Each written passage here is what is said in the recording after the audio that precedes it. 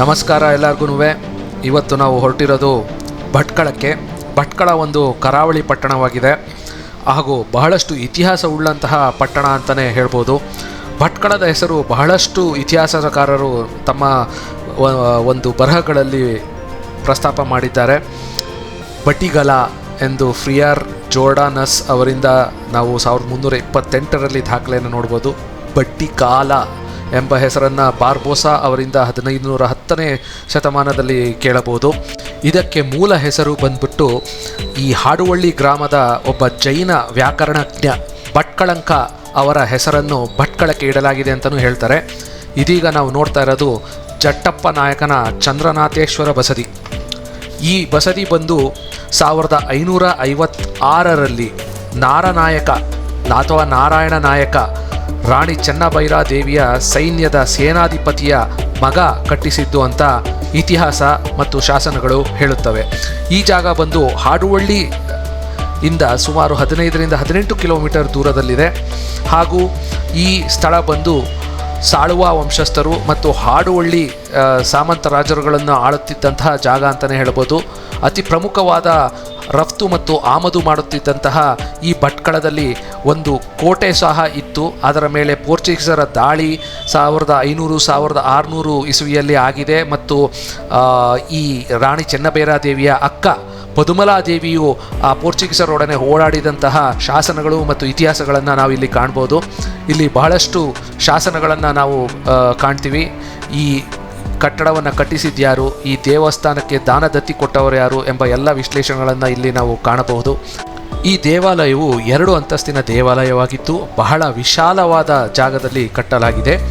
ಈ ದೇವಾಲಯದಲ್ಲಿ ನಮಗೆ ಮುಖ್ಯವಾಗಿ ಕಾಣಸಿಗುವುದೇನೆಂದರೆ ಒಂದು ದೊಡ್ಡ ಸಭಾಂಗಣ ಮತ್ತು ಪೂರ್ವಾಭಿಮುಖವಾಗಿ ಕಟ್ಟಿರುವಂತಹ ಈ ದೇವಾಲಯದ ಮುಂದೆ ಒಂದು ದೊಡ್ಡ ಮಾನಸ್ತಂಭ ಕೂಡ ಇದೆ. ಇದೀಗ ನೀವು ಮುಖ್ಯ ಸಭಾಂಗಣವನ್ನು ನೋಡ್ತಾ ಇದ್ದೀರಾ. ಇಲ್ಲಿರುವಂತಹ 2 ಕಟ್ಟಡಗಳು 2 ಅಂತಸ್ತಿನದಾಗಿದ್ದು ಪ್ರತಿಯೊಂದು ಕಟ್ಟಡವು 3 ಭಾಗಗಳಾಗಿ ವಿಂಗಡಿಸಲಾಗಿದೆ.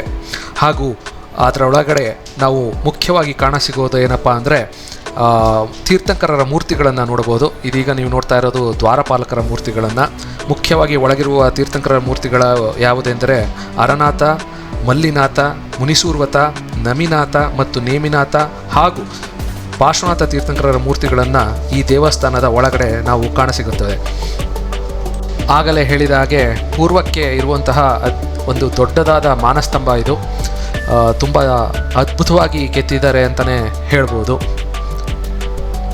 ಹಾಗೂ ಇಲ್ಲಿ ವಾಸ್ತುಶಿಲ್ಪ ಬಂದು ಹೊಯ್ಸಳ, ಚಾಲುಕ್ಯ ಮತ್ತು ವಿಜಯನಗರ ಕಾಲಕ್ಕೆ ಹೊಂದಿಕೊಂಡಂತಿದೆ ಅಂತಲೇ ಹೇಳ್ಬೋದು. ಭಟ್ಕಳವು ಹಲವಾರು ರಾಜವಂಶಗಳ ಆಡಳಿತಕ್ಕೆ ಒಳಪಟ್ಟಿದೆ.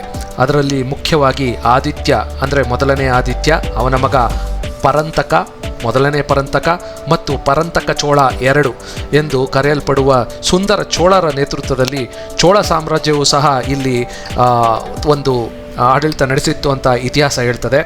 ಹಾಗೆ ಮೈಸೂರು ಪ್ರಭುತ್ವ ಅಥವಾ ಮೈಸೂರು ಪ್ರಸ್ಥಭೂಮಿಯ ಗಂಗವಾಡಿ ಮತ್ತು ಸಹ್ಯಾದ್ರಿ ಕರಾವಳಿಯ ಭಟ್ಕಳದ ನಡುವಿನ ಪ್ರದೇಶಗಳನ್ನು ಸುಮಾರು 880ನೇ ಇಸವಿ ಮತ್ತು 975ನೇ ಇಸವಿಯವರೆಗೂ ನಡುವೆ ಆಡಳಿತ ನಡೆಸ್ತಿದ್ರು ಅಂತಲೂ ಇಲ್ಲಿ ಹೇಳ್ತಾರೆ.